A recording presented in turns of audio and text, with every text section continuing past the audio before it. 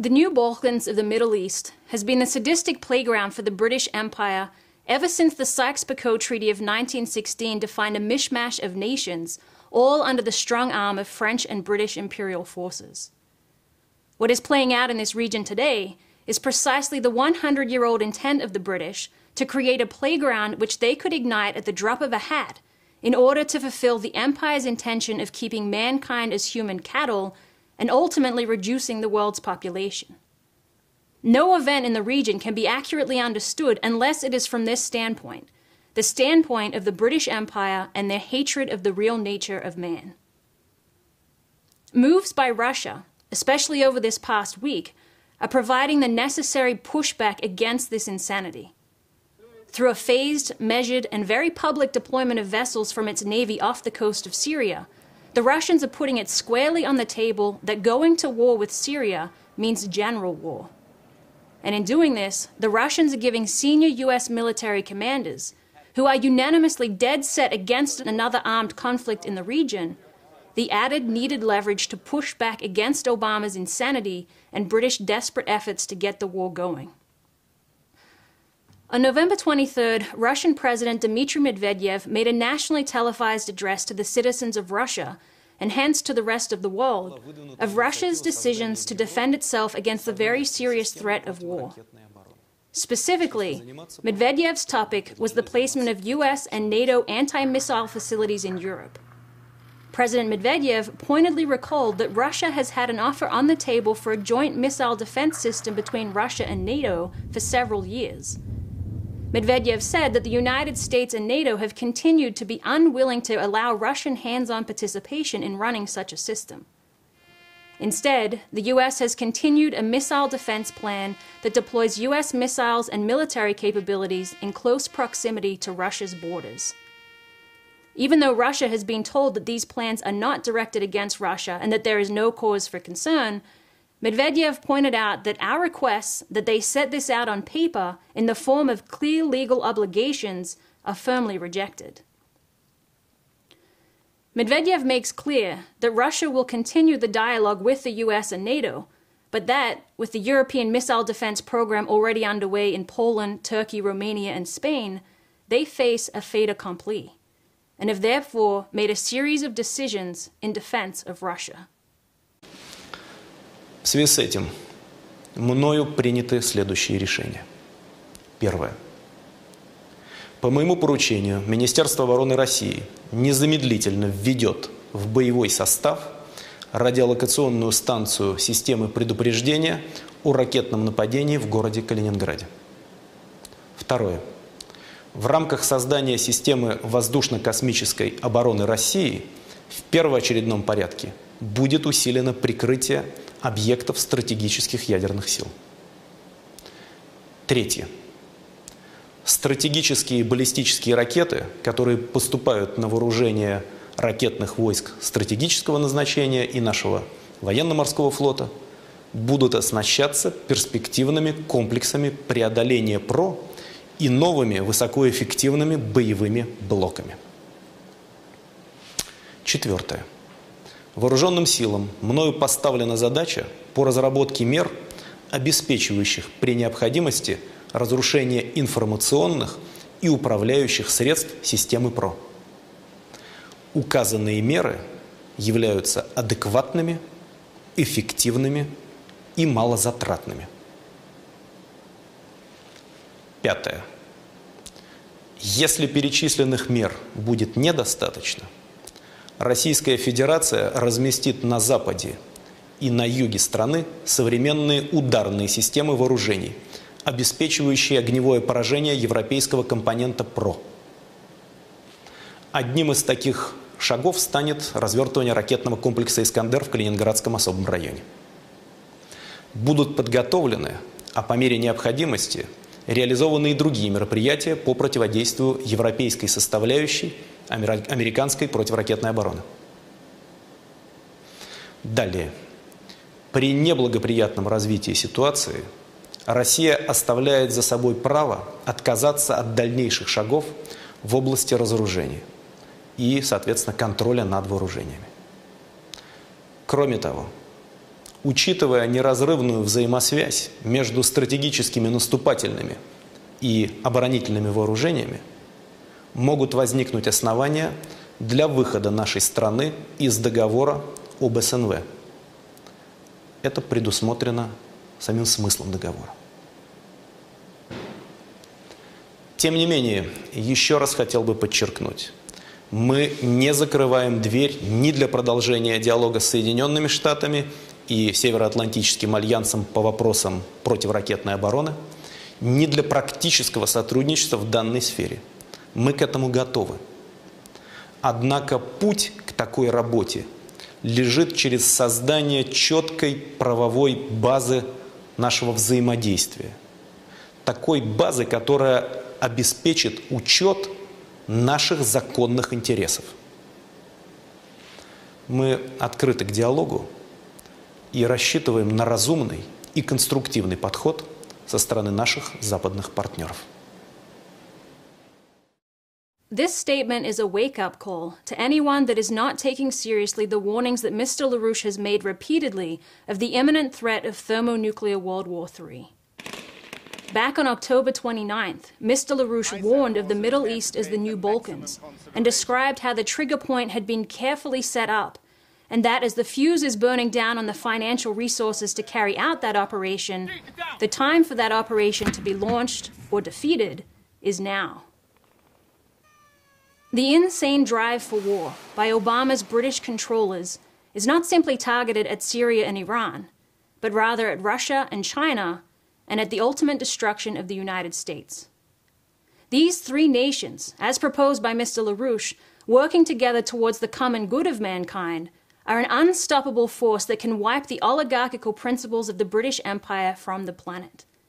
These three nations, acting together, can place the world monetary system through bankruptcy reorganization and reestablish the legacy of Franklin Roosevelt for a world system of credit for economic development, and hence return man to his rightful place as a creative being. This is the threat that the empire is out to crush. And with the European Monetary Union situation careening out of control, the push to get World War III moving immediately, before the money runs out, is the empire's goal. When you look at Medvedev's November 23rd statement from that standpoint, you realize that Russia is moving for a war avoidance strategy. Each step of the way, as the US-NATO operations have been fueling the flames for war, Russia has been working to put out the fire. And after seeing that what was done in Libya, Russia will not sit idly by and watch a similar scenario play out in Syria.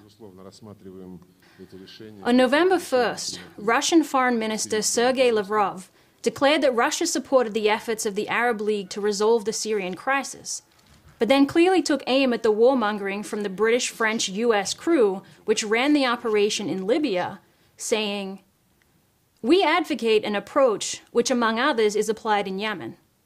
There was an initiative of the Cooperation Council for the Arab State of the Gulf, and everyone, be it the Council itself, the Arab League, the EU, US, Russia, or China, acted responsibly, without setting artificial deadlines, waiting for months until the goal was achieved. Isolation is not our approach. If something goes wrong in Syria, many countries of the region will feel a negative impact. We can't support isolation because of the lesson we drew from Libya." Later, on November 11th, Lavrov made the point that Russia knows games are being played to start a war that would spread much further than the supposed nations targeted. "We are concerned with news of ongoing aggressions by extremist gunmen, such as those which took place in Homs, Hama, and Idlib in recent days, with the provocative aim of forcing security agencies and the army in Syria to retaliate, and then launching a campaign via international media outlets." General Makarov, the chief of staff of the Russian armed forces, told a Kremlin advisory body that, in certain circumstances, local and regional armed conflicts could grow into a large-scale war, possibly even with nuclear weapons, and that Russia could be involved. As well-known Russian journalist and member of the public chamber Maxim Shevchenko commented on Medvedev's November 23rd speech, "It has been stated clearly and firmly that we need to arm ourselves, and that there is a direct threat of war against the Russian Federation, and that the threat comes from NATO, not from Iran or North Korea. Within days of Medvedev's address, the Russian Navy confirmed that several battleships from Russia's Northern Fleet are embarking on a long-range cruise to a Russian support facility at Tartus, Syria. Russian Admiral Valentin Selivanov said of the vessel's cruise, "If somebody's ships are located somewhere, of course it's not possible to simply fly over them and bomb someplace. Even the Americans will not be able to ignore the arrival of our ships off the coast of Syria. Although, probably, our only aircraft carrier, plus the Shabanyenko, do not have the ability to stop an entire war, but their appearance in the Eastern Mediterranean will be a signal to the whole world that Russia has interests here, and you can't just crush, destroy, and kill everybody without taking them into account." Former Russian Navy Chief of Staff Admiral Viktor Kravchenko echoed the same call on November 27th. President Medvedev, via his November 23rd address to the nation, coupled with Russia's most recent deployment of 3 warships into the Mediterranean, is making it known that this threat of war is real and that actions must be taken to stop it. Lyndon LaRouche has made it very clear that the way to stop it is to remove President Obama from office immediately. The British are controlling Obama as their puppet. They are engineering the crisis in Europe to impose dictatorships, and they are behind the wars and threats of global thermonuclear war. They know that their entire transatlantic financial and monetary system is dead. They know that the leading nations of the Asia-Pacific region, Russia, China, India, Japan, and the Koreas, are growing relative to the rapid transatlantic disintegration. This is totally unacceptable from the British standpoint. And so they are using their puppet Obama to prepare for the United States to use nuclear weapons in a global conflict already set in motion in the new cockpit for war, the Persian Gulf and Eastern Mediterranean region.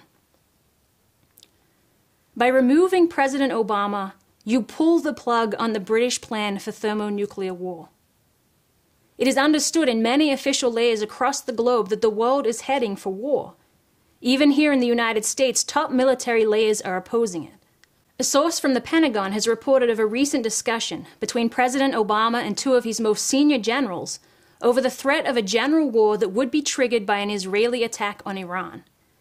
The source reports that the generals conveyed personally to the president that it is the consensus of the Joint Chiefs of Staff, CENTCOM, and all of the other top military brass that the Israelis must be told in absolute clear terms that any military attack on Iran is thoroughly unacceptable and would likely lead to world war. President Obama's response was simply that the U.S. has no control over Israeli policy, and if Israel is going to attack Iran, it would be better for us not to know in advance. The immediate threat of thermonuclear World War III is real, but it is not enough to simply warn against it. You must prevent it. You won't have the opportunity after the war to say, "See, I told you so," because you'll be dead. This is not about what will happen to this nation or that nation. This is about what will happen to the entire human species. A world war today means thermonuclear war. It means the elimination of the majority of the human species from the face of the planet. And it is President Barack Obama that is driving us towards that point. Do we dare let the decision of thermonuclear war lie in the hands of a criminally insane individual? Why are we tolerating a criminally insane president when the 25th Amendment to the Constitution provides for a president's immediate removal from office for precisely the circumstances that we now face? The only move that will totally disarm the threat of World War III, the instant that it is taken, is the use of the 25th Amendment, which will immediately remove President Obama from making the decisions. Russia is warning us that this threat is real. Let's take Obama's finger off the button.